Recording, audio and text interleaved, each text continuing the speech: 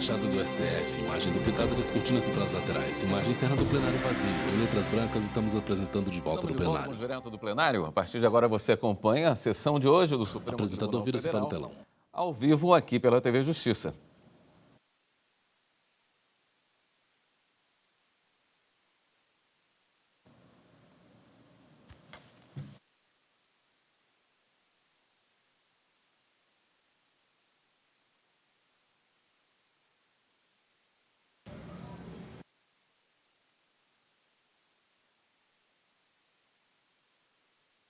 Tá?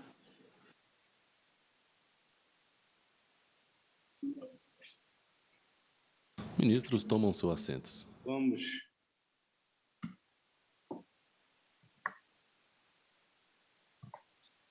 Vamos dar início à abertura da 14ª sessão ordinária do plenário do Supremo Tribunal Federal. Abre a sessão no plenário físico do STF, o ministro-presidente. Sua Excelência, o ministro Luiz Fux. Ministra Decana Carmen Lúcia, nossa ministra vice-presidente Rosa Weber, ministro Ricardo Lewandowski, ministro Luiz Roberto Barroso, Ministro-presidente ao centro da mesa, em formato da letra U invertida, ao fundo parede de mármore clara, ao centro, sob o ministro-presidente, brasão. Por hora, são os colegas aqui presentes. E saudar também o doutor Antônio. Na imagem à sua direita, Augusto Aras, Procurador-Geral da República, e à sua esquerda, de pé no plenário, Carmen Lília Oliveira de Souza, assessora-chefe do plenário. Ata da 13ª Sessão Extraordinária do Plenário do Supremo Tribunal Federal, realizada em 12 de maio de 2022. Presidência do senhor ministro Luiz Fux. Presentes à sessão, os senhores ministros Gilmar Mendes, Ricardo Lewandowski, Carmen Lúcia, Dias Toffoli, Roberto Barroso, Edson Fachin, Alexandre de Moraes, Nunes Marques e André Mendonça. Ausente, justificadamente, a senhora ministra Rosa Weber. Procurador-Geral da República, doutor Antônio Augusto Brandão de Aras. Abriu-se a sessão às 14 horas. A imagem mulher de pele branca, cabelos aloirados, abaixo dos ombros. Não havendo nenhuma objeção, eu considero aprovada a... Senhoras ministras, senhores ministros, nós vamos fazer, a partir de agora, um julgamento conjunto da ação direta de constitucionalidade 4103. Quem fala é o ministro Luiz Fux, presidente do STF. E o recurso extraordinário 1224.374. Eu vou fazer uma síntese, porque, na verdade, todos esses três feitos gravitam em torno da lei seca e das medidas tomadas para coibir o uso de álcool na condução de veículos. Então, o recurso extraordinário, ele basicamente alega a inconstitucionalidade do artigo 165-A do Código de Trânsito. Esse recurso ele foi interposto pelo Departamento de Trânsito do Rio Grande do Sul, porque ali se debateu a recusa em realizar o teste do bafômetro e suas consequências. Os demais se baseiam numa medida provisória que foi convertida em lei, onde também constam medidas restritivas, todas elas conducentes a evitar a condução de veículos com a utilização de álcool. Só que, em algumas leis, não só o recurso ordinário se adstringe ao uso do bafômetro, mas as ações declaratórias de inconstitucionalidade, elas tratam do tema à luz da livre iniciativa, da livre concorrência, porque há estabelecimentos que vendem álcool nas rodovias federais, e há uma diferença entre vender álcool nesses estabelecimentos e o condutor, vamos dizer assim, do Quem fala é o excelentíssimo ministro Luiz Fux, presidente do STF. Digamos assim, limitado ao Homem de pele branca, olhos claros, cabelos grisalhos. Veste uma toga preta sobre os ombros. Essa restrição, o que, digamos assim, acaba criando uma colisão de princípios constitucionais que nós vamos fazer, como regra, fazemos aqui a ponderação. Em todos os feitos, eu segui o rito, houve aditamento na ação direta de constitucionalidade 407, a semelhança do que ocorreu na semana passada, em que a medida provisória foi convertida em lei e aí surgiram aditamentos. Depois veio uma outra lei que alterou o Código de Trânsito Brasileiro, outro aditamento, mas dentro da nossa jurisprudência não mudou o contexto daquilo que se tem de decidir. Então, basicamente, é isso. Foi cumprido todo o rito, e aqui eu também, para fim de promover um resumo, é que eu não vou repetir aqui aquilo que os advogados vão repetir na tribuna. Eles vão alegar, mas, basicamente, nós vamos nos concentrar, pelo que está dito nos dispositivos legais, a constitucionalidade da restrição ao consumo de bebidas alcoólicas por transeuntes e condutores, e aí vamos trabalhar com a proteção à saúde e à segurança pública. Há uma afirmação de autoincriminação, quando se faz o teste do bafômetro, e também essa questão da proibição da venda nas rodovias. Qual é o alcance dessa proibição? Eu acho que, com esses fundamentos, isso torna possível, né? Torna possível a sustentação oral por parte dos advogados inscritos. Então, no recurso ordinário 1224, é o tema 1079 da repercussão geral, que trata da constitucionalidade do artigo 165-A do Código Brasileiro, incluído pela Lei 13.281, que estabelece como infração autônoma de trânsito a recusa do condutor se submeter ao bafômetro. A ação direta de constitucionalidade 4017 e a ação 403, essas aí tratam dessa proibição genérica nas rodovias, tratam da questão da autoincriminação, e isso tudo num contexto geral que permitirá a todos nós um julgamento conjunto de todos os feitos. Seguir todos os ritos, admitir os amici curiae que vão fazer a sustentação oral. São várias as sustentações orais de partes requerentes e de amici curiae. Então, nós temos, ao todo, 7 sustentações orais, não é, secretário? São 7 sustentações orais em que os requerentes terão um tempo regimental de 15 minutos, os amici vão dividir, vamos dobrar o prazo, como de regra, jurisprudência, e dividir entre os 3, dando 10 minutos para cada amici curiae. Então, feito esse relatório, se houver necessidade, eu posso fazer uma leitura mais extensa, mas acredito que, com isso, os ilustres advogados se sintam municiados para poder promover as suas sustentações orais e os colegas também cientes do tema iudicando.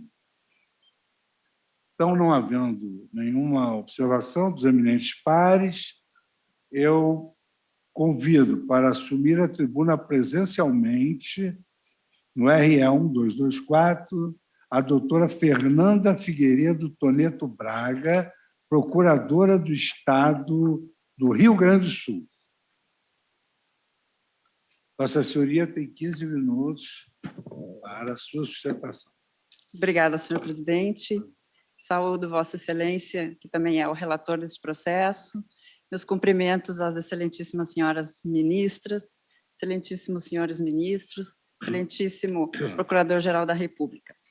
Como bem relatado por Sua Excelência, ministro-presidente, esse é um recurso extraordinário que foi interposto pelo DETRAN, do Rio Grande do Sul, contra uma decisão das turmas recursais dos juizados especiais, lá do Rio Grande do Sul, que entendera pela inconstitucionalidade do artigo 165-A do Código de Trânsito. O artigo este que prevê a realização do teste de alcoolemia para motoristas de veículo automotor. A questão foi reputada constitucional por esta Corte, esse, portanto, é um tema de repercussão geral.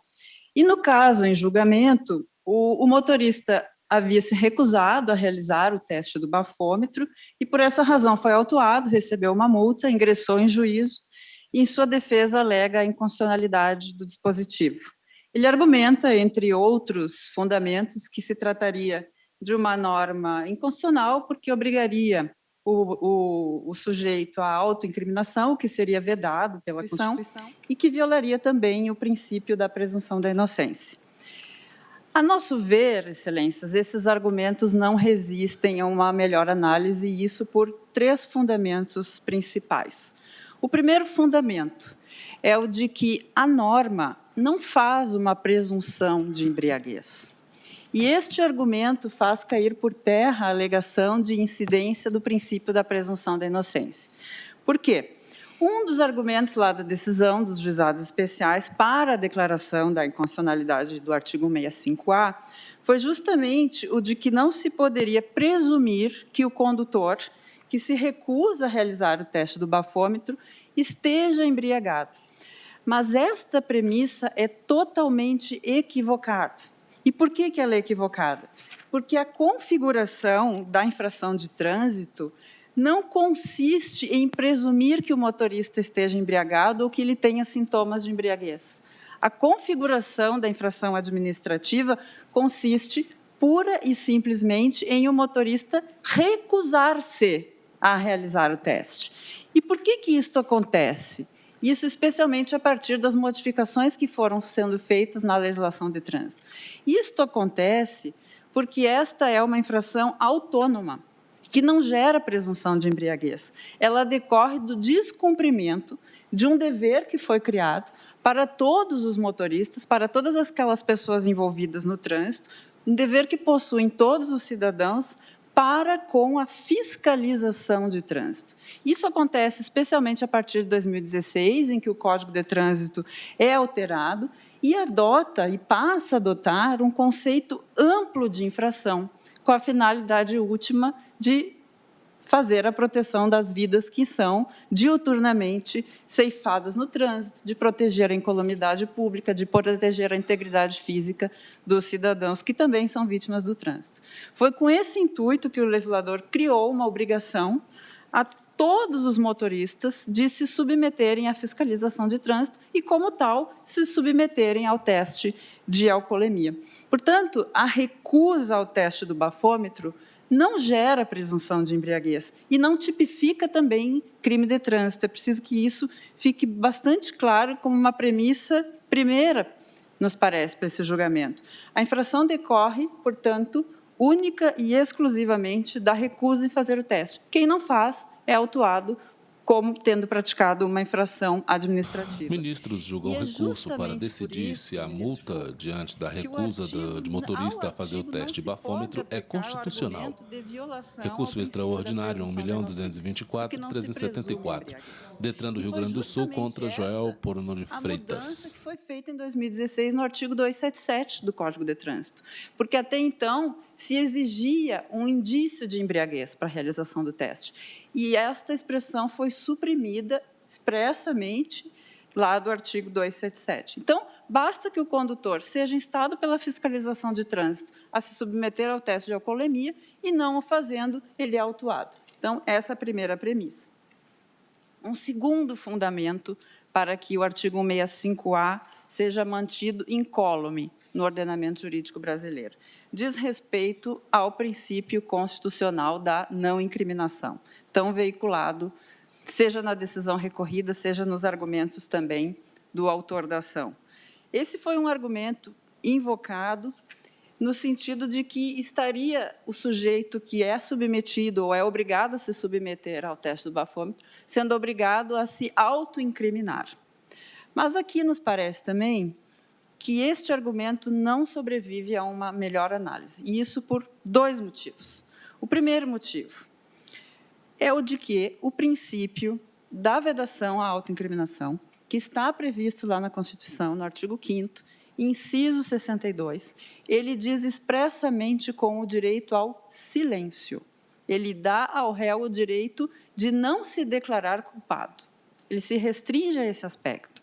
Lá na Convenção Americana de Direitos Humanos, nós temos uma previsão no mesmo sentido. E lá também a Convenção estipula o direito do réu de não ser obrigado a depor contra si mesmo. Portanto, está se referindo também ao direito ao silêncio. Tanto a Constituição quanto a Convenção dizem respeito apenas a esse direito, o direito de não produzir prova oral contra si mesmo, e não abrange a recusa em participar de outras provas, desde que garantidos determinados direitos constitucionais, como o princípio da dignidade humana. Essa, aliás, é uma jurisprudência que se colhe da Corte Interamericana. E não há aqui falar em violação ao princípio da dignidade humana quando alguém é submetido a um teste de alcoolemia. Outros exemplos são a constitucionalidade da revista pessoal, por exemplo, ou do reconhecimento de pessoas que são provas reconhecidamente constitucionais. Esta Suprema Corte já se manifestou sobre esse tema. É o tema 907, de repercussão geral, que reputou constitucional o artigo 305 do Código de Trânsito, entendendo que ele não infirma o princípio da não autoincriminação. Vossa Excelência, ministro Barroso, neste julgamento, traz razões que se aplicam especialmente ao caso concreto, dizendo expressamente que o Supremo Tribunal Federal evoluiu na sua jurisprudência, evoluiu no conceito, na elaboração do conceito do princípio de não autoincriminação, por entender que não existem direitos absolutos diante da teoria da ponderação de valores que essa Corte adota. E um segundo motivo diz respeito ao fato de que o direito constitucional à não incriminação, ou seja, o direito constitucional ao silêncio, aplica-se única e exclusivamente em matéria penal, aplica-se apenas a crimes, e aqui nós estamos falando não de crimes, estamos falando de infração administrativa. Tanto isso é verdade que a Convenção Americana, quando estipula o direito ao silêncio, ela o prevê lá no artigo 8º, nas garantias judiciais, e no seu item 2 ela diz expressamente, refere-se especificamente a toda pessoa acusada de um delito. Portanto, não é o que nós estamos tratando aqui. E, por fim, excelências, um terceiro fundamento que me parece, ministra Carmen Lúcia, o mais importante, que é justamente a necessidade de adoção de um sistema de ponderação de valores, aqui neste caso. Por isso, a pergunta, o que vale mais? O direito individual de beber e dirigir? Ou, na de pauta, outro lado, recurso especial, o direito de toda a coletividade de querer preservar vidas, de querer manter a integridade física das pessoas, de querer manter a incolumidade pública. Por isso é necessário se sopesar, de um lado, na pauta, recurso extraordinário, 1.224.348. E, de outro lado, o direito de todos à preservação da incolumidade pública e de para a sustentação oral. A doutora está de pé. Me parece ser intuitiva. E esse raciocínio se torna ainda mais indiscutível se nós invertermos, se nós fizermos esse raciocínio em sentido contrário, e imaginarmos a grande periculosidade social que adviria da inexistência de um Código de Trânsito com os instrumentos que dispõe a fiscalização para conter mortes, acidentes, violações à integridade física e assim por diante. Afinal de contas, o álcool, todos nós sabemos, produz diversos efeitos ao ser ingerido. Diminui a tensão, diminui a vigilância, rompe os freios inibitórios. O sujeito que bebe e dirige, ele se sente muito mais corajoso para imprimir uma velocidade maior ao seu veículo e, como consequência, nós temos acidentes ocasionados todos os dias em virtude da combinação álcool e direção. Por isso, diante de todo esse cenário, é que o legislador de trânsito optou criteriosamente por adotar uma postura rígida em relação ao assunto.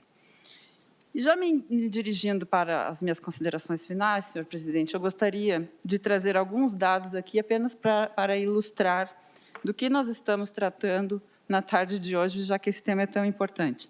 A Organização Mundial da Saúde revelou uma pesquisa dizendo que em países com renda per capita elevada, em 20% dos acidentes de trânsito, existe álcool no sangue do motorista. Esse número, para países de baixa e média renda, se eleva até 69%. Esse dado é alarmante.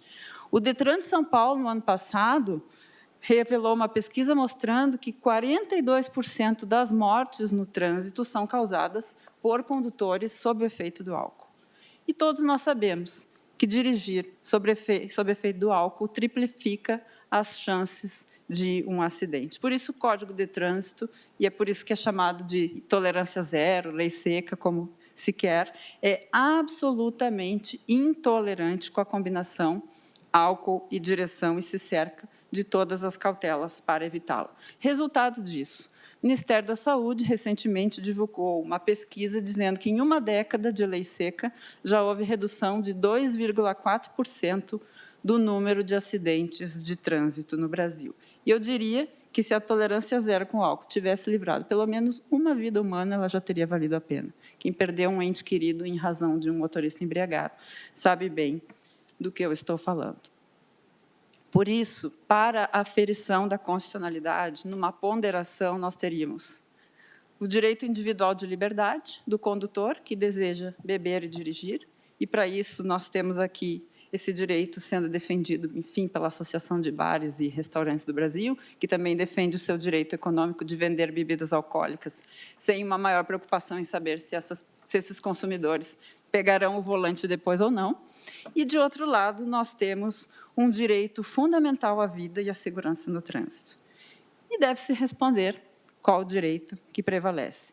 Foi com esse intuito, foi com o intuito de fazer prevalecer esse direito que a Lei 13.281, de 2016, foi editada, no intuito de fazer frente ao problema da concomitância do álcool e direção, um problema extremamente delicado e que merece a atenção de todos os poderes. O Poder Judiciário, hoje, nessa tarde, vai decidir se cabe manter essa norma no ordenamento jurídico e, com isso, manter o reforço à fiscalização do trânsito, à segurança do trânsito, ou então se vai enfraquecê-la, passando a permitir que motoristas conduzam embriagados sem terem que se sujeitar à fiscalização. Em nome da Procuradoria-Geral do Estado do Rio Grande do Sul, em nome do DETRAN do Rio Grande do Sul, eu agradeço e o DETRAN pede o provimento do seu recurso extraordinário. Muito obrigada. Muito obrigado.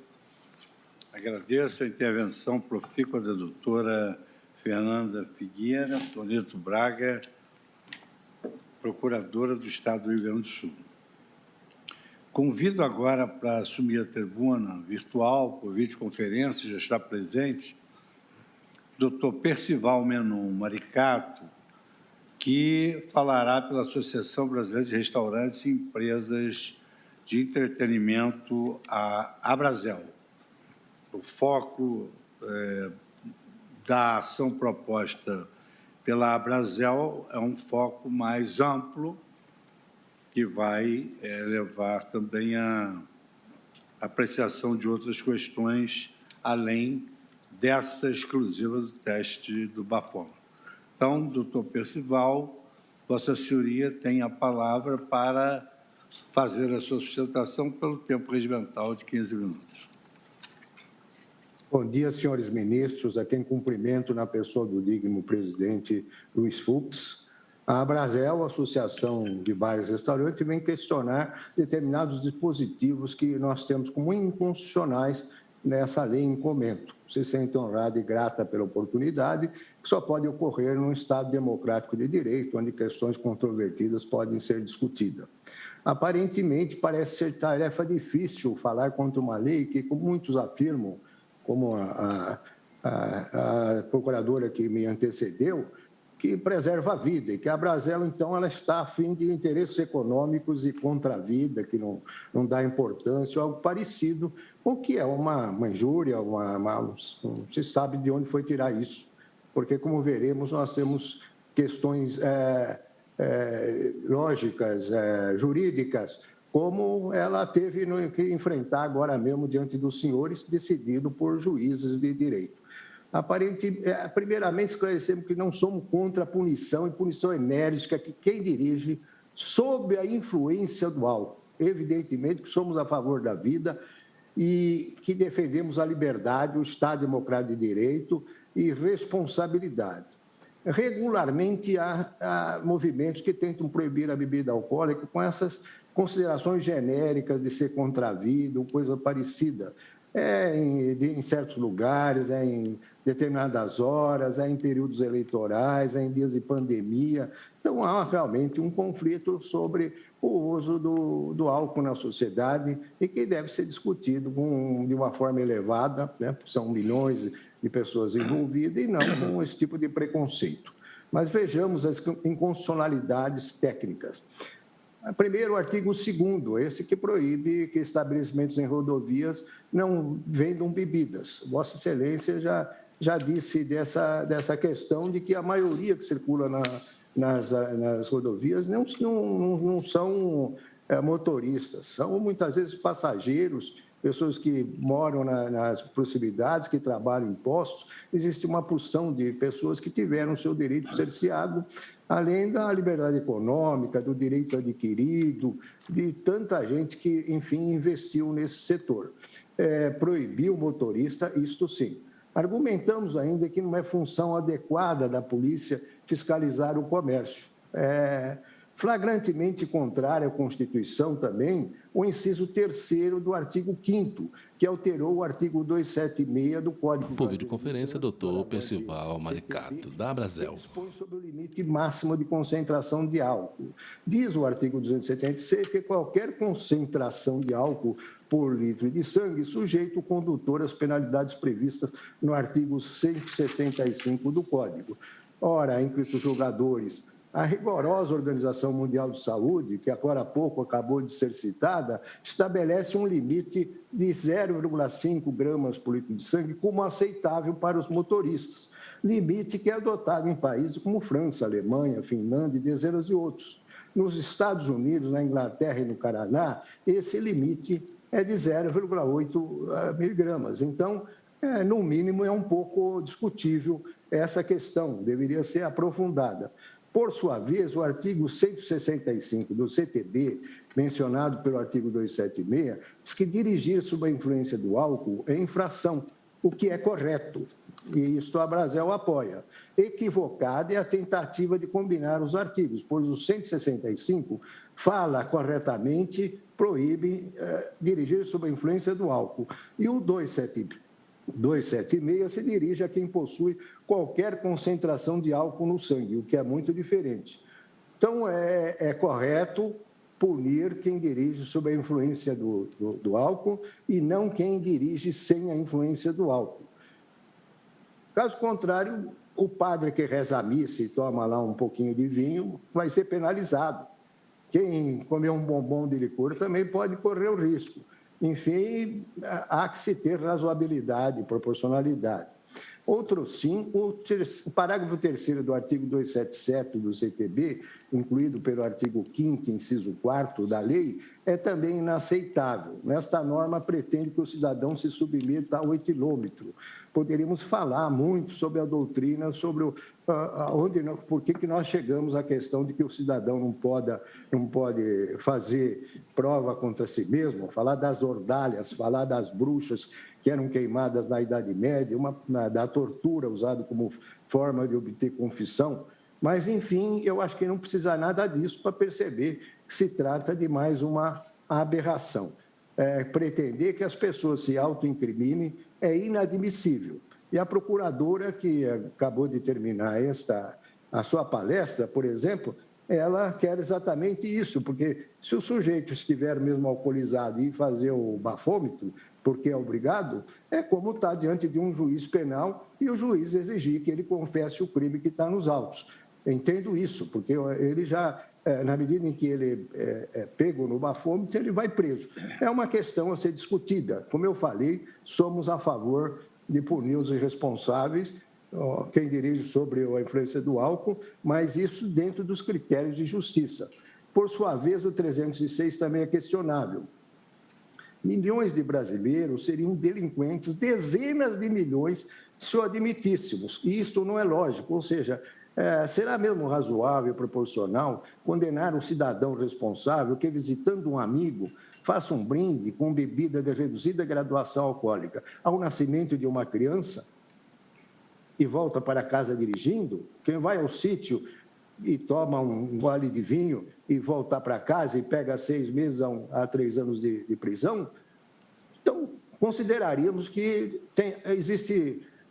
tem sorte cerca de 100 milhões de brasileiros que a lei não é retroativa e que eles não foram, então, pegos no bafômetro, porque é um costume muito brasileiro e é o abuso que se deve penalizar, inclusive o que facilita que toda a sociedade, a educação e tal, chegue a esta conclusão.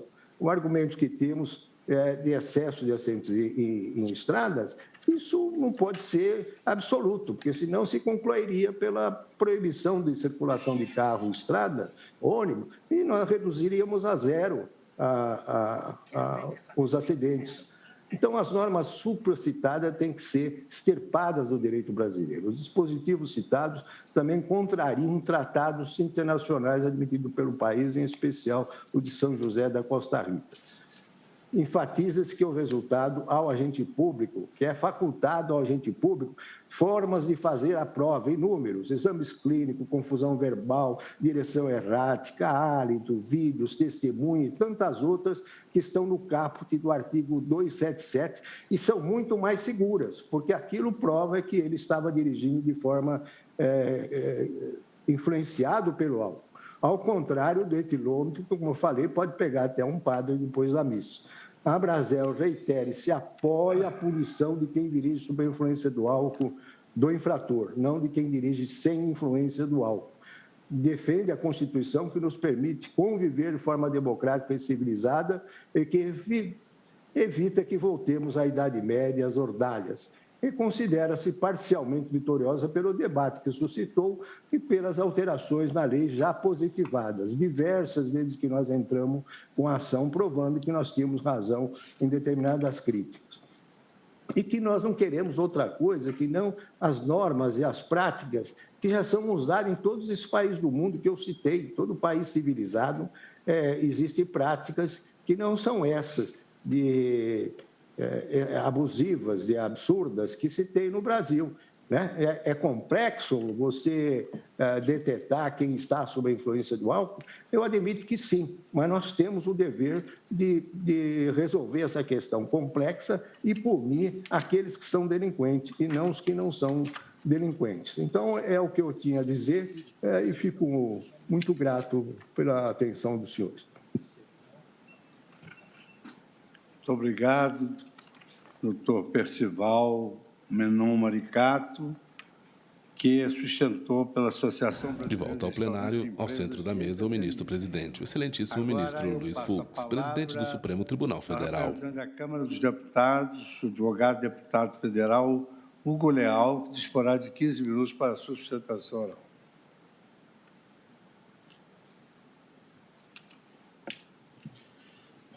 Boa tarde, senhor presidente, ministro Luiz Fux, ministras Rosa Weber, Carmen Lúcia, ministro Fachin, ministro Lewandowski, ministro Barroso, ministro Alexandre Moraes e ministro André. Senhores, é interessante que a matéria aqui colocada me dá uma condição dupla de falar enquanto advogado, inscrito na Ordem dos Advogados do Brasil, do Rio de Janeiro, no ano de 1988, e também como Hugo Leal, deputado federal. Deputado federal desde 2007. E, por acaso, não mais do que por acaso, relator da medida provisória que deu origem à lei seca. A medida provisória 415, ministro Alexandre Moraes, ela manifestava a proibição da venda de bebidas alcoólicas ao longo das rodovias federais. A medida provisória limitava-se a esse texto. Tanto que era genérico. E passou-se a primeira discussão. Se deveria manter a proibição da venda de bebidas alcoólicas nas rodovias federais, se isso era o mais relevante, ou se o mais relevante era buscar aquele motorista que dirigia embriagado, que dirigia sob efeito do álcool.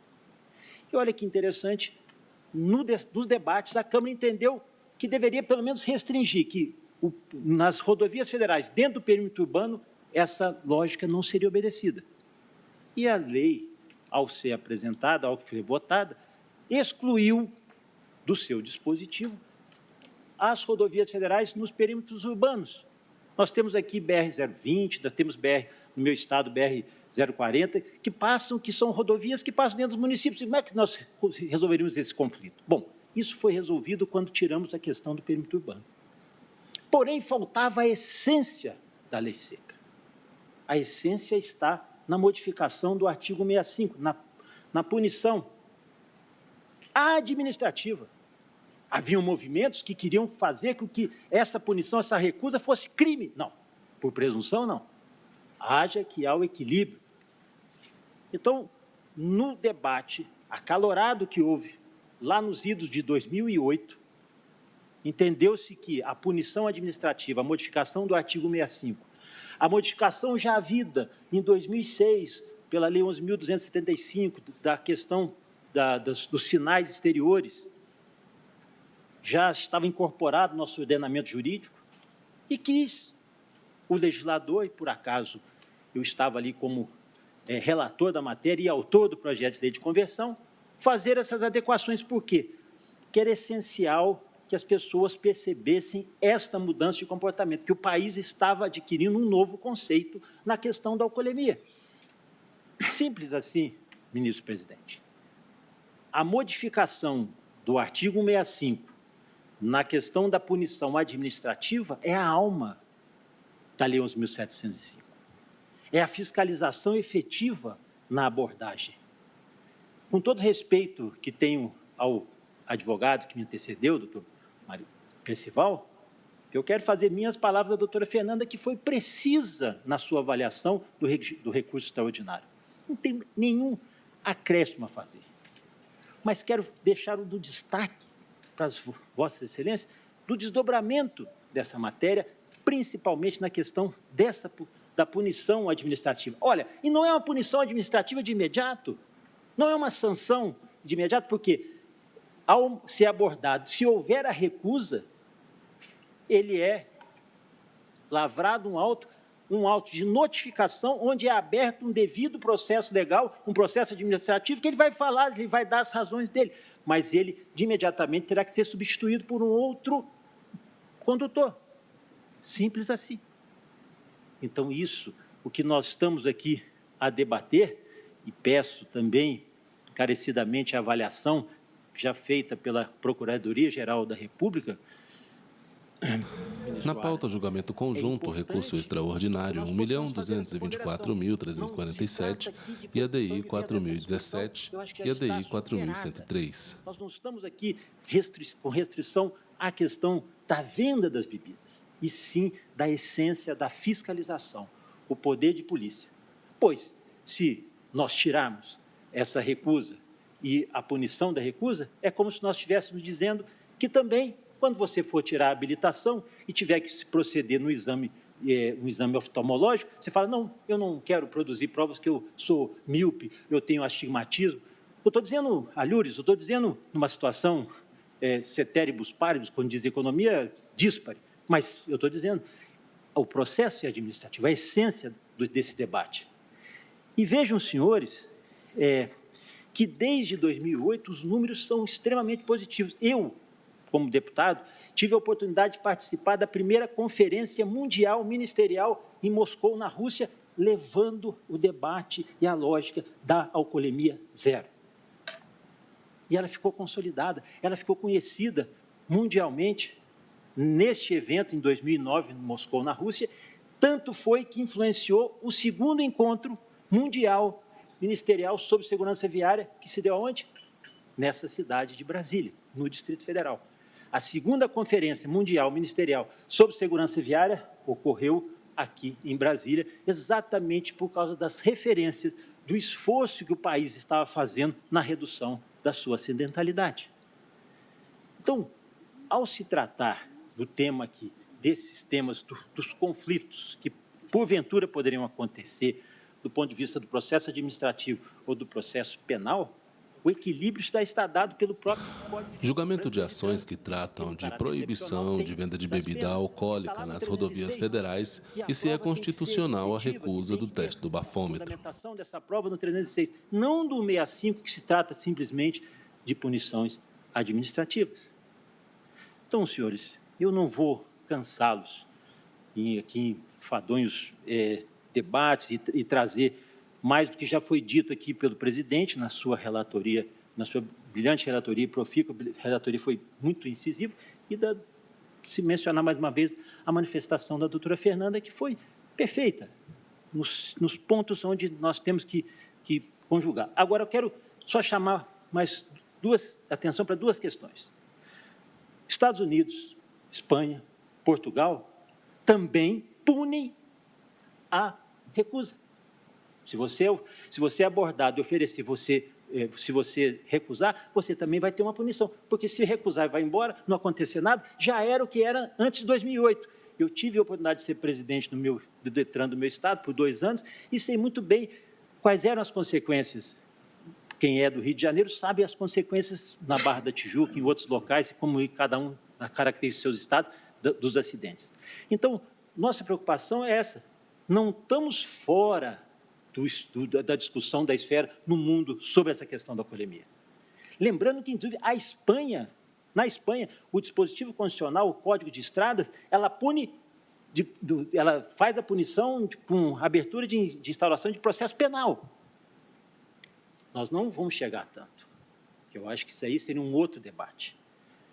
Agora, e aqui foi trazido pelo advogado a questão do Pacto de São José da Costa Rica, está lá no seu artigo 8º, que ninguém está obrigado a produzir provas contra si mesmo. É óbvio que se a gente tem que entender a dimensão do Pacto de São José da Costa Rica, onde é que ele foi, quando ele foi apreciado, quando ele foi aprovado, lá em Costa Rica, nos anos de 1969, onde vivíamos alguns processos ditatoriais nas próprias Américas, não é a mesma lógica que nós teremos que obedecer para um processo desse, do ponto de vista de punição administrativa. Senão, eu quero emprestar também um dispositivo, e aí vou para o meu encerramento, senhor presidente, um dispositivo do próprio Código do Pacto de São José da Costa Rica, que ficou conhecido como Tratado de Direitos Humanos. Artigo 32, 2 pontos. Os direitos de cada pessoa são limitados dos demais direitos pela segurança de todos, pelas justas exigências do bem comum numa sociedade democrática. O que nós estamos tratando aqui? Qual é que prevalece? O direito individual de não produzir provas contra si mesmo ou de dirigir sob efeito de álcool? Sobre o contexto do direito da sociedade? Então, senhores ministros, imagino que a matéria já esteve mais do que conhecida. A lei seca vige durante esses 14 anos. E, graças a Deus, eu tinha a oportunidade, ao longo desses 14 anos, de permanecer na Câmara já no meu 4º mandato.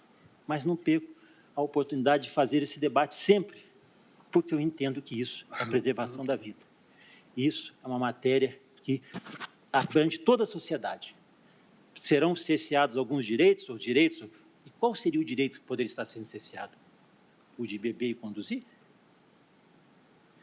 Imagino que isso já está bem esclarecido pelas partes, pelos documentos que estão nos autos, e agradeço imensamente a oportunidade de falar para os senhores. Muito obrigado. Muito obrigado, deputado Hugo Leal, pela sua sustentação presencial. E agora falarão os amici curiae com o tempo regimental dividido. Convido para assumir na tribuna por videoconferência doutora Priscila Calado Correia Neto, que falará pela Associação Brasileira de Medicina de Tráfego, Abramet, dispondo do tempo regimental de 10 minutos. Excelentíssimo senhor presidente, relator, eminente ministro Luiz Fux, excelentíssimos senhores ministros, senhoras ministras, ilustre procurador-geral da República. A Abramet, representante da especialidade médica medicina do tráfego, vem à presença de vossas excelências como amiga dessa corte, para trazer informações relevantes e dados técnicos que auxiliarão no julgamento da presente ação. Primeiramente, cumpre salientarmos alguns pontos. A advogada faz sustentação oral por videoconferência. É a segunda causa de morte externa, sendo superada apenas pelas mortes devidas às armas de fogo. O álcool substância que altera a percepção, o comportamento, aumenta a agressividade e diminui a atenção. E sabem que há uma grande diversidade dos seus efeitos, devido à susceptibilidade individual ao consumo do álcool, como sexo, peso, etnia, hábito ou não de consumir bebidas alcoólicas. Na pauta julgamento conjunto, recurso extraordinário 1.224.374, ADI 4.017 e ADI 4.103. A recusa a se submeter à fiscalização não é um direito. A fiscalização é essencial para salvar a lei que salva vidas. É instrumento vital e legal do exercício do poder de polícia. E o motorista pode, sim, ser punido administrativamente quando se nega a fazer o teste do bafômetro. Não há qualquer violação da Constituição Federal pela Lei 11.705 de 2008. Não há violação aos princípios da isonomia, da razoabilidade, da proporcionalidade e da equidade. Há fatores que justificam objetivamente o tratamento diferenciado. Número de horas seguidas de exposição do motorista ao tráfego. Maior dificuldade de fiscalizar o motorista nas rodovias federais. A velocidade nas estradas é superior à do perímetro urbano. Exige-se maior rapidez dos reflexos do motorista de estradas e exige-se maior atenção na ultrapassagem.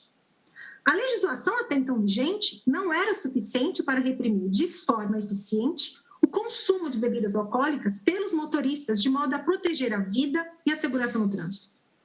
A lei já se mostrou o que veio. Houve notável redução do número de acidentes e mortes causadas por sinistros de trânsito. Um balanço cultural. Houve uma nova consciência, novos hábitos foram criados. Não há, portanto, a desproporção alegada pelo autor. A lei também não viola os princípios da liberdade econômica, da livre iniciativa, mínima intervenção do Estado na vida privada, tampouco o direito adquirido do comerciante que se estabeleceu em estrada para explorar o seu negócio. A liberdade de iniciativa não é uma liberdade anárquica, é uma liberdade social e que pode, consequentemente, ser limitada. E quanto à autorização para comercializar bebidas alcoólicas, ela tem natureza precária. Não se pode invocar direito adquirido, nem natureza jurídica de direito bilateral. E a sua concessão pressupõe o cumprimento de uma série de requisitos.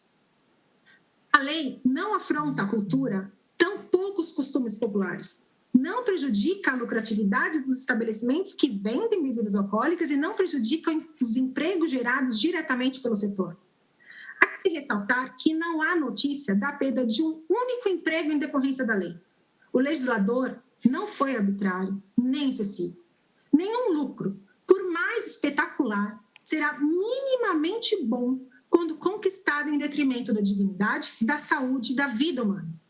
Os números divulgados demonstram que a nova regra é adequada e necessária para a redução do número de mortes. A norma causa, sim, uma brusca mudança de comportamento, mas tão somente até que a sociedade se adapte, encontrando alternativas para conciliar o seu costume com as normas de segurança.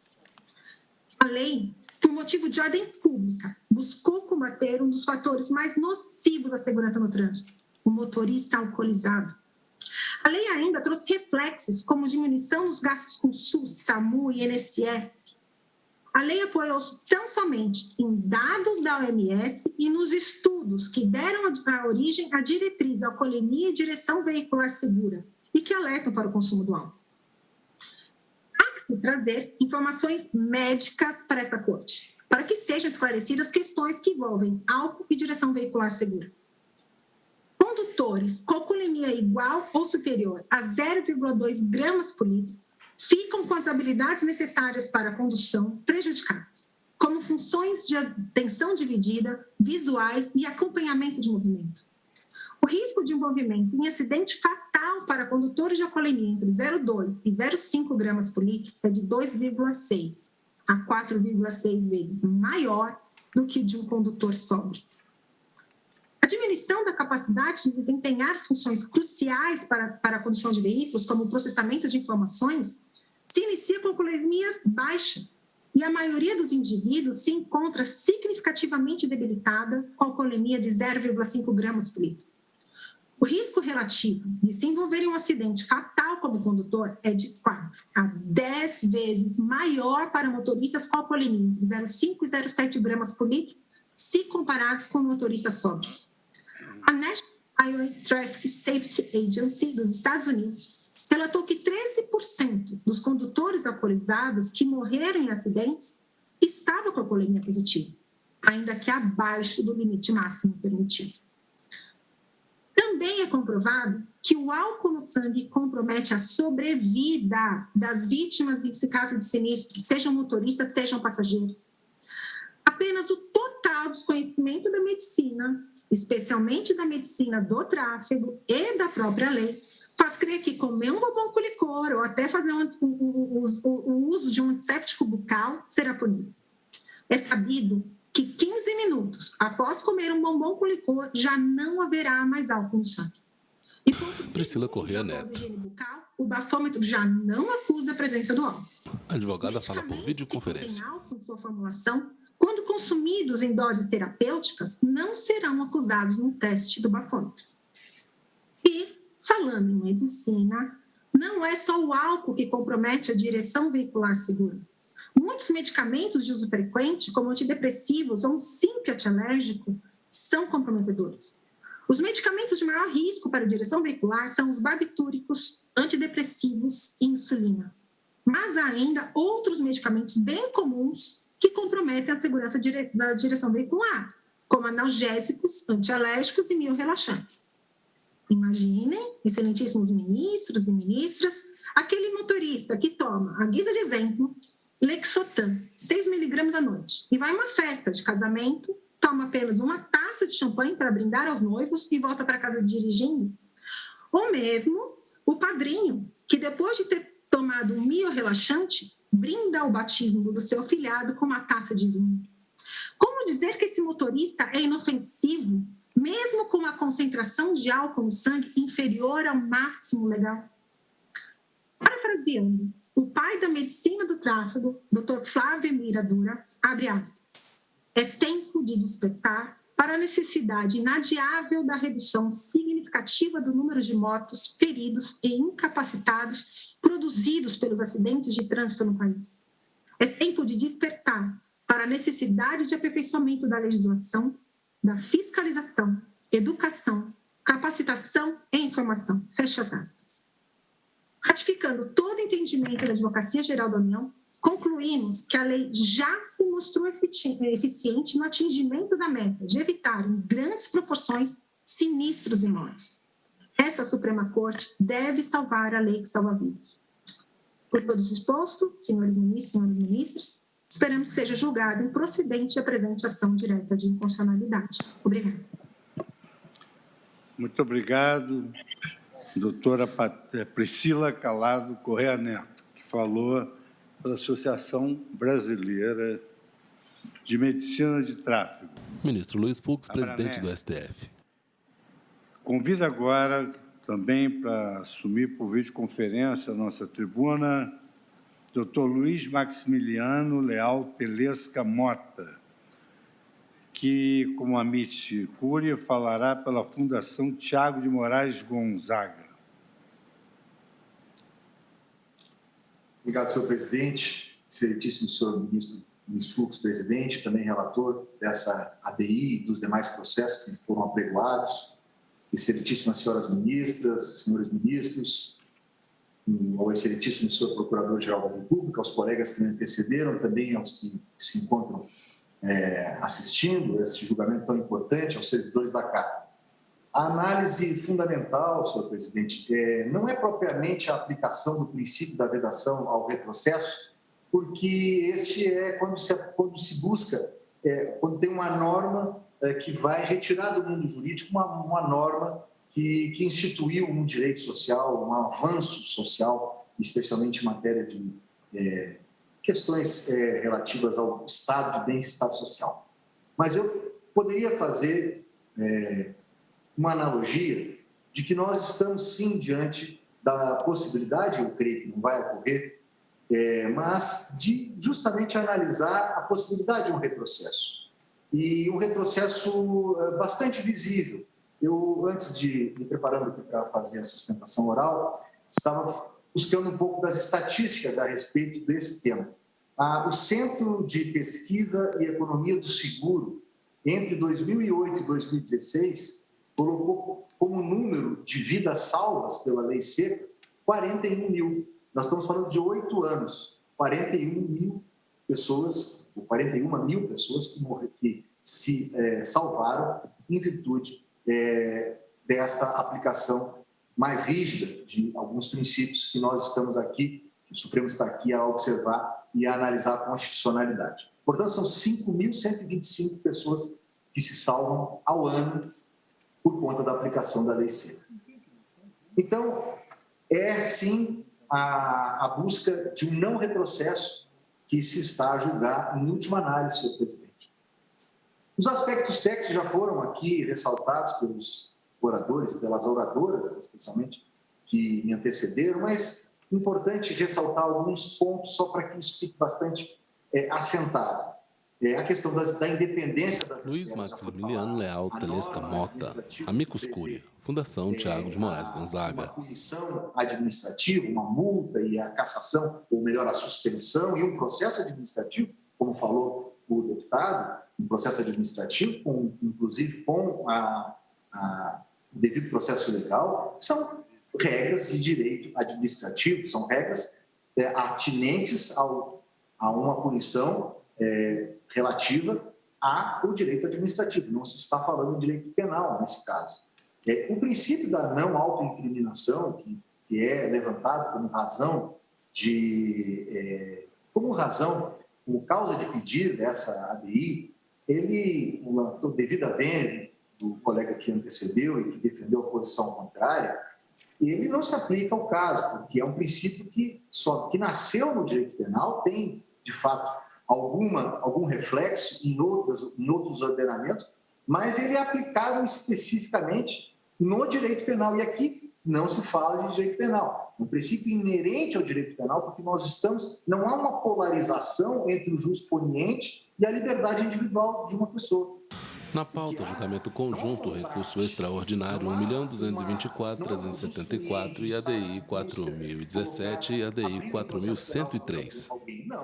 Não é a liberdade que está sendo aqui está em contraste com a atuação estatal. E como também aqui eu quero mais uma vez ressaltar a fala do deputado, a lei evoluiu. Anteriormente, sim, poderia até esse argumento ser levantado, porque fazia de fato um crime a não utilização ou a recusa da utilização do etilômetro. Por ser, então, algo de direito administrativo, a sua recusa não configura uma incidência aí da vedação à não autoincriminação, e já existem diversos outros exemplos na legislação brasileira. Por exemplo, na súmula 301 do Superior Tribunal de Justiça, que estabelece que, se ocorrer a recusa do teste de DNA, haverá uma presunção, acho que o Código Civil fala isso também. A Lei 9.784, princípios do direito administrativo, fala que o administrado exporá os fatos de acordo com a verdade. E que o artigo 4º também dessa Lei 9.784, que regula o processo administrativo no país, fala que há um dever do administrado em trazer a solução real e colaboração. E o próprio Código de Processo Civil, que Vossa Excelência, senhor presidente, fez a presidência, e é o Código Fux, também traz a colaboração e a lealdade entre as partes. Então, a verdade, sob a seara e sob a ótica do direito penal, e não sob a ótica do direito administrativo e até mesmo do Código de Processo Civil, como falei, não é uma obrigação de fazer. Não existe uma coação física ou moral. O agente do Detran, ele não coage a pessoa a fazer ele convida. Se recusou, abre-se o processo administrativo. Não existe uma imunidade total, nem pode haver jamais ao exercício do direito de polícia, e não existe direito constitucional de não se submeter à fiscalização administrativa. Isso aí realmente não há no nosso ordenamento nenhum tipo de precedente. Por fim, senhor presidente, sim uma condenação de princípios. Eu não acredito que, na verdade, seja uma condenação de princípios, porque a observação, pelo menos na questão da não autoincriminação, por tudo que foi falado, porque a não autoincriminação não se aplicaria aqui nesse caso. Mas, se fôssemos entender que há, sim, uma ponderação de princípios, qual deveria prevalecer? Não foi um jeito que o legislador deu. Ele buscou a dignidade da pessoa humana, ele buscou o direito à vida, ele buscou o direito à sociedade, o direito da sociedade à saúde pública. Quanto se perde as vidas que são perdidas nos hospitais, e esse número de 40, 45 mil, eu estava conversando com a presidente da Fundação, Thiago Gonzaga, que é a presidente que me constituiu, representando a Fundação, disse: Max, esse número é maior, porque nós estamos com este número apenas a contabilizar as vidas que se perderam sobre o asfalto. Não se está a contabilizar aqueles que morrem nos hospitais. Por questões de estatística, esse número ainda é maior. Então, é a saúde pública que foi sopesada, é a segurança viária, é a vida das pessoas, e versus uma suposta incidência, suposta, porque não acredito que seja tecnicamente uma incidência do princípio da não autoincriminação. E, por fim, senhor presidente, ali também há uma alegação de que haveria, como a pena seria a mesma da punição administrativa para o dirigir embriagado sob efeito de álcool, o 165 e o 65A teriam as mesmas penas. Existe, é a capitulação, o apenamento, na verdade. Isso não, e por isso seria, então, considerado uma presunção que a pessoa estaria embriagada, né? Presunção de embriaguez. Não é verdade, porque o que acontece é que houve uma razão de uma política administrativa, uma política, na verdade, nacional de saúde pública, que foi colocada, e é perfeitamente possível que se estabeleça uma mesma pena para os mesmos delitos, que são autônomos, um delito penal e um delito administrativo. Senhor presidente, eu agradeço a atenção de Vossas Excelências, agradeço imensamente a possibilidade de externar aqui essas palavras em nome da Fundação Thiago Gonzaga, que é presidida por uma pessoa que transformou a dor de perder um filho num acidente de trânsito em uma fundação que protege a vida e que busca que esta lei seja preservada. É um avanço na nossa legislação e se pede a improcedência da ADI 4103 e as demais também. Obrigado, senhor presidente. Ele pediu para o segundo.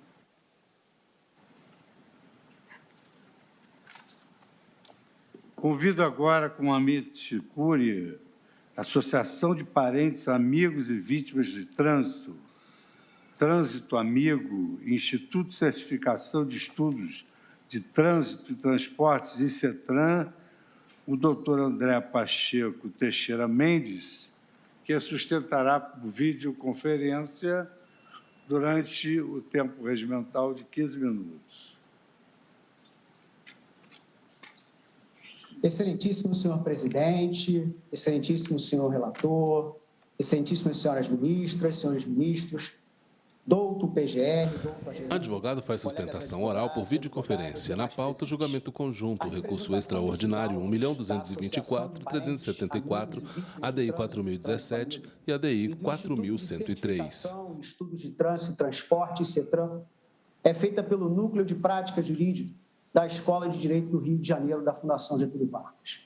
Excelências, segundo o programa Respeito à Vida, da Secretaria do Governo do Estado de São Paulo, dirigir alcoolizado aumenta mais de 3 vezes a chance de morte. São dados de setembro de 2020. Campanhas na mídia, maior rigor na aplicação da lei, incluindo o combate ao uso de álcool na direção, contribuíram para que o Brasil reduzisse as mortes por acidentes de trânsito. É o que mostra o relatório global da Organização Mundial de Saúde sobre o estado da segurança viária 2018. São dados também recentes, 2019. A presente ADI tem por objetivo a declaração de inconstitucionalidade de dispositivos da lei seca, em especial dos artigos 2º e 5º, incisos 3, 4 e 1. A lei tem um objetivo claro: reduzir os acidentes de trânsito e a mortalidade decorrente de motoristas que dirigem embriagados. É disso que se trata, excelências. Reduzir riscos, proteger vidas. O que as organizações Trânsito Amigo e CETRAN pretendem reforçar aqui, excelências, e contribuir com a decisão deste egrégio tribunal é que, 1, a proibição de venda de bebidas alcoólicas em estabelecimentos próximos a estradas, muito longe de violar a isonomia, é proporcional e razoável. 2, a norma que sujeita o condutor a penalidades para qualquer quantidade de álcool encontrada no sangue de motoristas passa no teste de proporcionalidade. 3, a norma constante do artigo 306 do Código de Trânsito, sobre a qual já foi mencionada aqui, o crime de embriaguez ao volante, ainda que ele se verifique abstratamente, não contraria os princípios constitucionais do direito penal. 4, as normas que impõem penas àqueles que se recusam a realizar o teste de bafômetro não violam garantias de direito constitucional. Não quero ser aqui cansativo com suas excelências, mas não se trata de sanção penal, mas sim administrativa. As punições impostas não violam a presunção de inocência, nem obrigam o condutor a fornecer provas contra si mesmo, uma vez que apresentam, em verdade, uma proteção maior à sociedade. E 5, excelências, a opinião pública é francamente favorável à lei seca. Esse dado é fundamental para o debate público e a tomada de decisão dessa egrégia corte. Excelências, o artigo 2º da lei seca, que proíbe a venda de bebidas alcoólicas nas estradas, não viola o princípio da igualdade. Vender bebidas em estradas é diferente de vender bebida nos centros urbanos. Investigar se o tratamento diferenciado consagrado pelo artigo que veda esse comércio é constitucional depende da análise sobre a relação estabelecida pelo legislador entre o critério de diferenciação e a finalidade visada pela norma, que é a base para verificar se há existência real de uma justificativa racional para a desequiparação. E há, excelências, o critério diferenciador é o local do estabelecimento. Ao contrário do que ocorre em centros urbanos, em que estabelecimentos comerciais recebem pedestres, passageiros de táxi, usuários de transporte público, motoristas, em estabelecimentos nas estradas, os clientes principais das faixas de domínio selecionadas pelo legislador como critério diferenciador para a proibição são exatamente os motoristas e os seus passageiros. A razão é óbvia. São estabelecimentos mais afastados que visam exatamente prover um descanso, alimentação para um grupo específico de pessoas. Proibir a venda de bebidas alcoólicas nesses locais que se destinam a atender motoristas não pode ser, portanto, de forma alguma, comparado a proibir a venda em local onde há consumidores com perfil plural. Não se está tratando aqui de medida que visa levar os mencionados estabelecimentos comerciais à falência.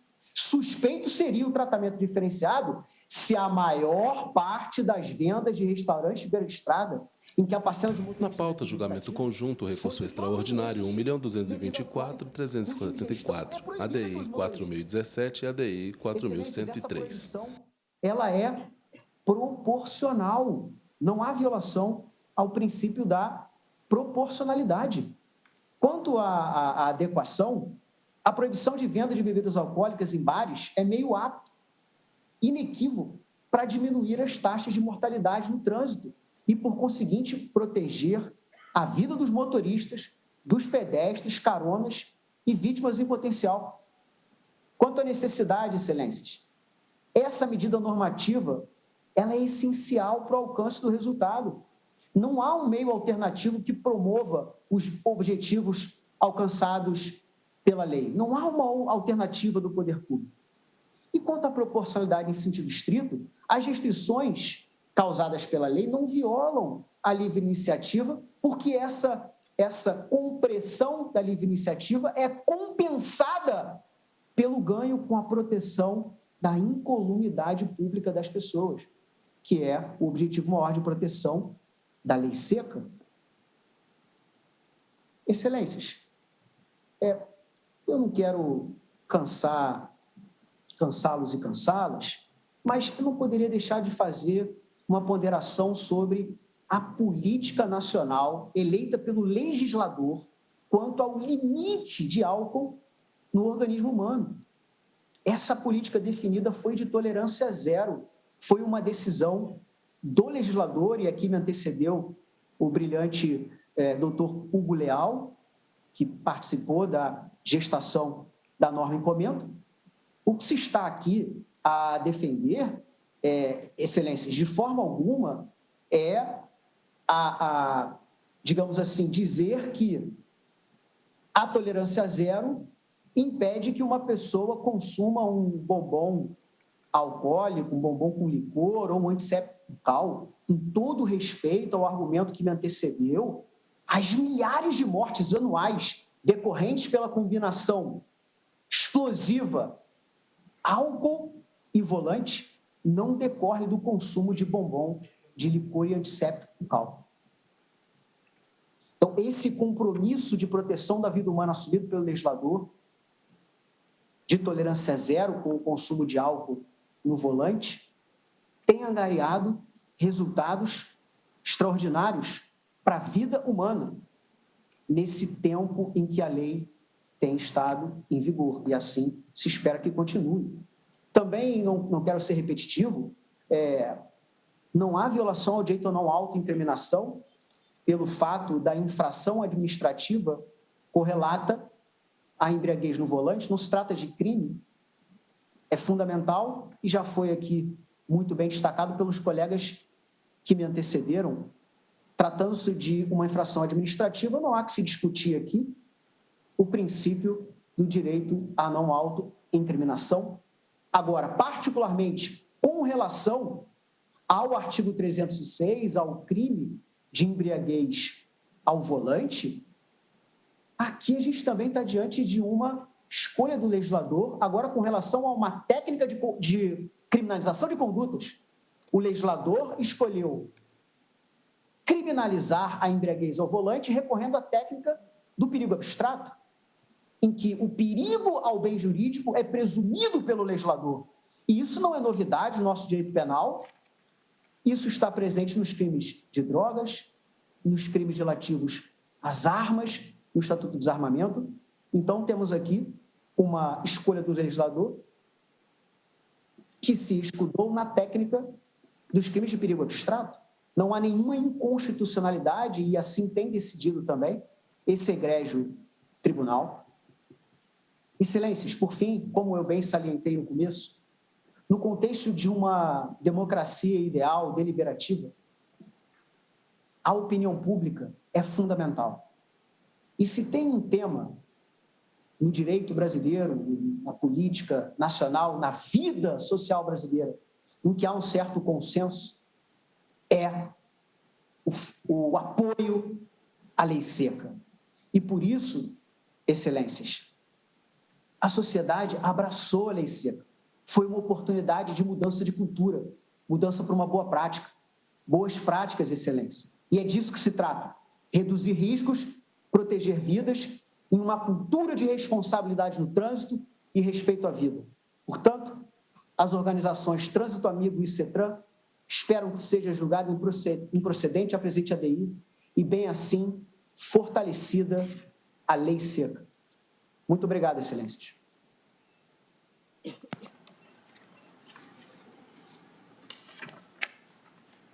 Muito obrigado, doutor André Pacheco Teixeira Mendes, que falou pela Trânsito Amigo e CETRAN.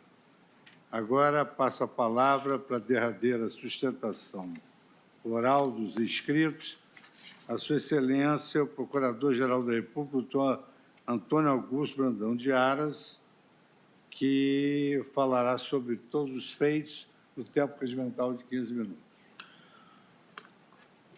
Boa tarde a todos e a todas. Cumprimento Sua Excelência, o excelentíssimo senhor ministro presidente, Luiz Fux, também relator, neste julgamento conjunto. Também no plenário físico do STF, à direita do ministro-presidente, representante do Ministério Público, Dr. Augusto Antônio Brandão de Aras, Procurador-Geral da República. Os advogados e as advogadas, público e privado, que foram à tribuna, fizeram suas sustentações orais. Cumprimento a doutora Carmen Lilian, assessora-chefe do plenário, e a todos os servidores e todas as servidoras.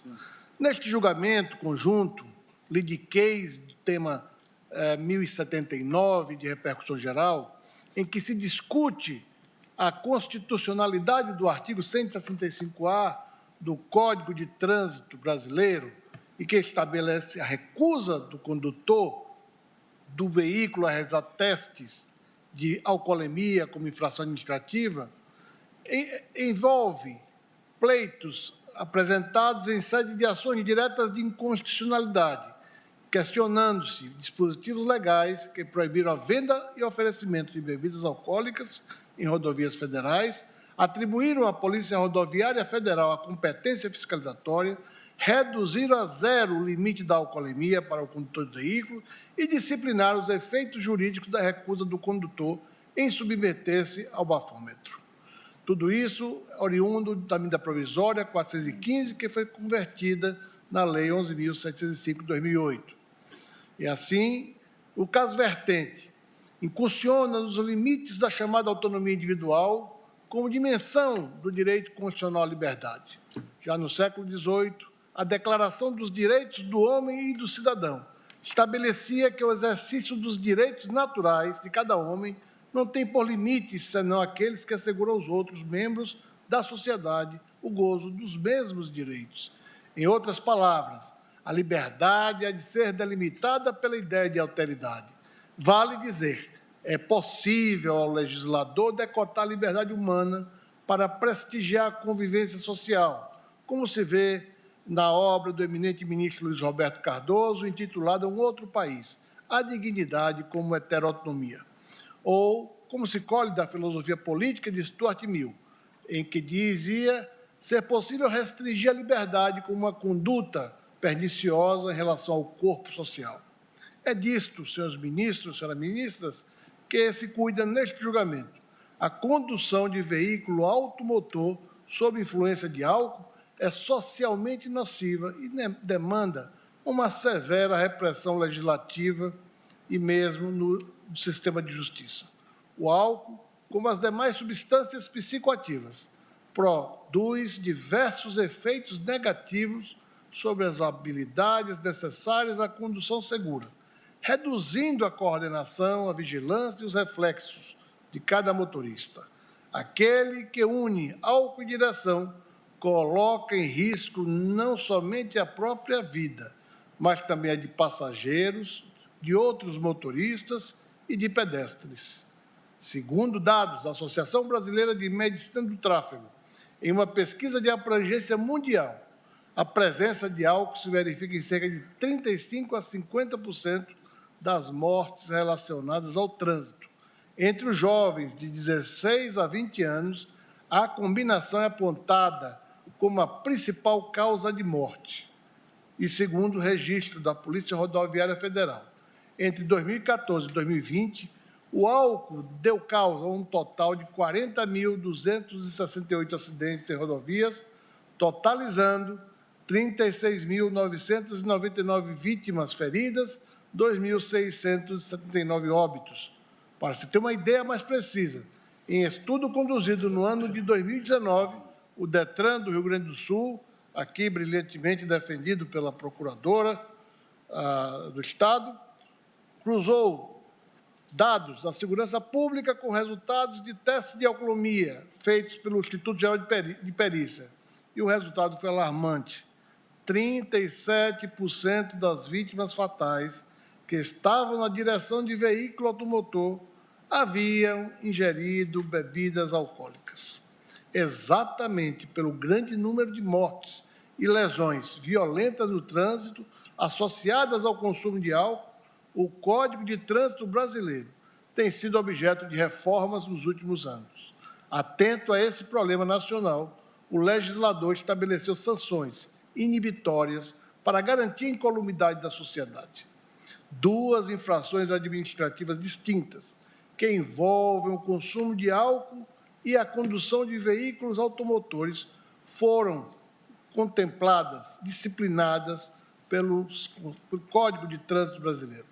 E o artigo 165 pune...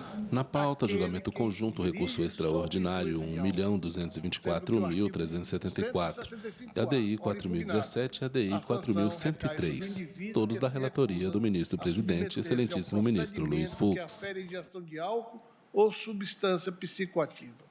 Portanto, a direção sob efeito de álcool e a recusa de sujeição ao teste de alcoolemia caracterizam infrações administrativas distintas e autônomas, embora, para ambas, o legislador tenha estabelecido a mesma penalidade administrativa, caracterizando infração gravíssima, acarretando a aplicação de multa multiplicada em 10 vezes a suspensão e ainda a suspensão do direito de dirigir por 12 meses, o recolhimento do documento de habilitação e a retenção do veículo. Trata-se, como dito, de infrações administrativas autônomas. Percebe-se, data vênia, que a punição administrativa estabelecida no artigo 165-A dispensa a apuração da ingestão da bebida alcoólica por outros meios, pois não decorre da direção sob a influência do álcool, mas sim do não atendimento à determinação da autoridade de trânsito. A questão em debate no recurso extraordinário do 1.22374 está circunscrita a saber se o artigo 165-A ofende o texto constitucional. Como já foi mencionado, a liberdade individual não é um valor absoluto. A fixação da penalidade administrativa para o condutor que se nega a colaborar com as autoridades de trânsito é medida proporcional, mais especificamente, é medida adequada, necessária e proporcional em sentido estrito. Entender o contrário, data vênia, levaria à consequência de admitir que o condutor se negue a submeter seu veículo à inspeção veicular ou que se recuse a apresentar às autoridades de trânsito os documentos exigidos por lei para a verificação da regularidade documental, como, por exemplo, a carteira de motorista e o licenciamento do veículo, hipóteses tão potencialmente incriminadoras quanto a recusa caprichosa ao popularmente chamado bafômetro. Nas palavras do sempre ministro Celso de Mello, os direitos fundamentais não podem ser utilizados como escudo protetivo para salvaguardar práticas ilícitas, como se vê no HC 70.814-5 de São Paulo. Também sustentou ainda o filósofo britânico John Stuart Mill. A liberdade é limitada pelo dano que pode causar a outras pessoas. Em síntese, a liberdade individual pode sofrer restrições quando puder causar dano à coletividade.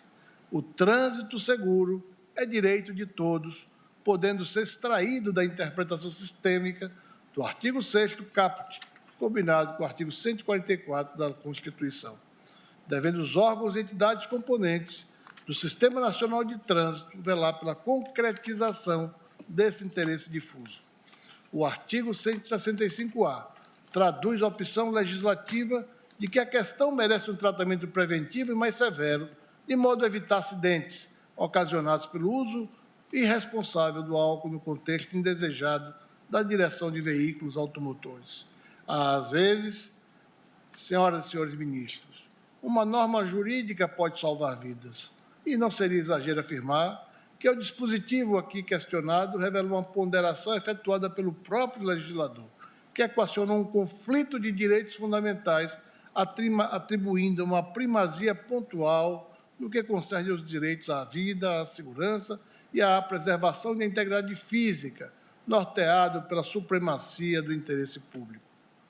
Por sua vez, a restrição à venda de bebidas alcoólicas em rodovias federais complementa o conjunto de medidas preventivas nas normas de trânsito, sem representar ofensa à isonomia ou ao princípio da livre iniciativa. O elevado número de acidentes de trânsito ocorrido nas estradas em razão do consumo de álcool por motoristas justifica o tratamento diferenciado nessas localidades. a distinção feita pelo legislador levou em conta a realidade factual, estabelecendo tratamento diferenciado em razão de situações distintas. A data vênia, não há violação à isonomia. A livre iniciativa não é absoluta, podendo ser objeto de restrições. Esse Supremo Tribunal Federal tem precedente afirmando que o princípio da livre iniciativa não pode ser invocado para afastar regras de regulamentação do mercado e de defesa do consumidor. A livre iniciativa pode igualmente sofrer restrições para proteger a vida, a saúde e a segurança do trânsito, valores constitucionais em evidência no presente caso. Se o Estado pode intervir na livre iniciativa para promover o equilíbrio do mercado e proteger, no particular, os consumidores, por uma razão pode intervir para efetivar o direito à vida, à saúde e segurança no trânsito. A legitimidade da Polícia Rodoviária Federal para as atividades de fiscalização e aplicação de multas referentes ao comércio de bebidas alcoólicas em rodovias decorre da competência constitucional desse órgão de segurança pública, estabelecido no artigo 144 da Constituição, e a competência da Polícia Rodoviária Federal para promover o patrulhamento ostensivo das rodovias da União, volta-se à tutela da ordem pública e da incolumidade das pessoas do patrimônio, contemplando atividades típicas e atípicas do trânsito, desde que nela interfiram. E, de fato, a comercialização e o conjunto de bebidas alcoólicas nas rodovias interfere no trânsito, colocando em risco a vida e saúde das pessoas e a segurança do trânsito. Dessa forma, a matéria está inserida no plexo de atividades que decorrem da função do patrulhamento ostensivo.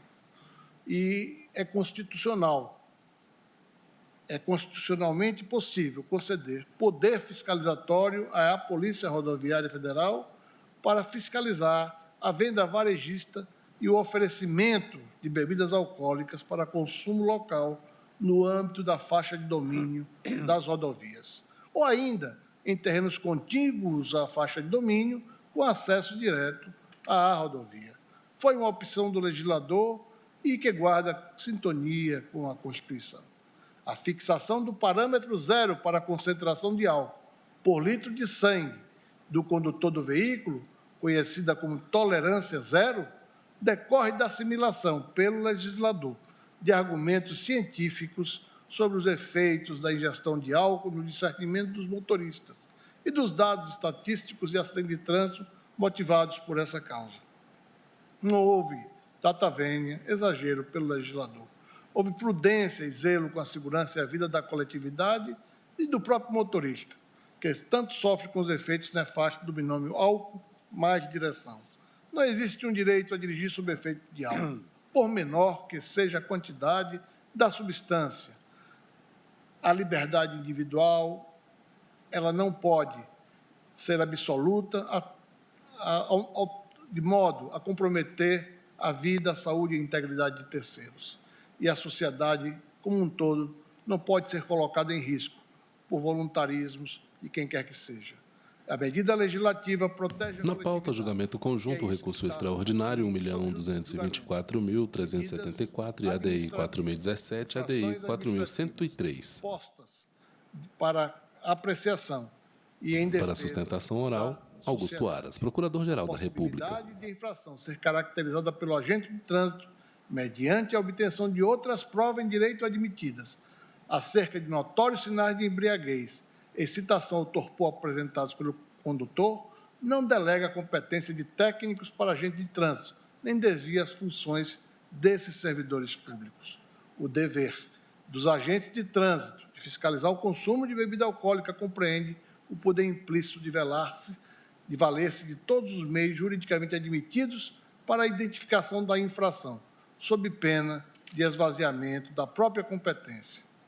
Em face de todo o exposto, este Procurador-Geral manifesta-se pela improcedência dos pedidos das ADIs 4.017 e 4.103, manifestando-se ainda pelo provimento do recurso extraordinário e considerados os efeitos do julgamento deste leading case em relação aos demais casos que tratem ou venham a tratar do tema 1079 e a sistemática dos recursos da repercussão geral, sugere a fixação da seguinte tese: é constitucional o artigo 165-A do Código de Trânsito Brasileiro, incluído pela Lei 13.281 de 2016, que estabelece como infração administrativa a recusa do condutor de veículo automotor a ser submetido ao teste que permita certificar a influência de álcool ou outra substância psicoativa.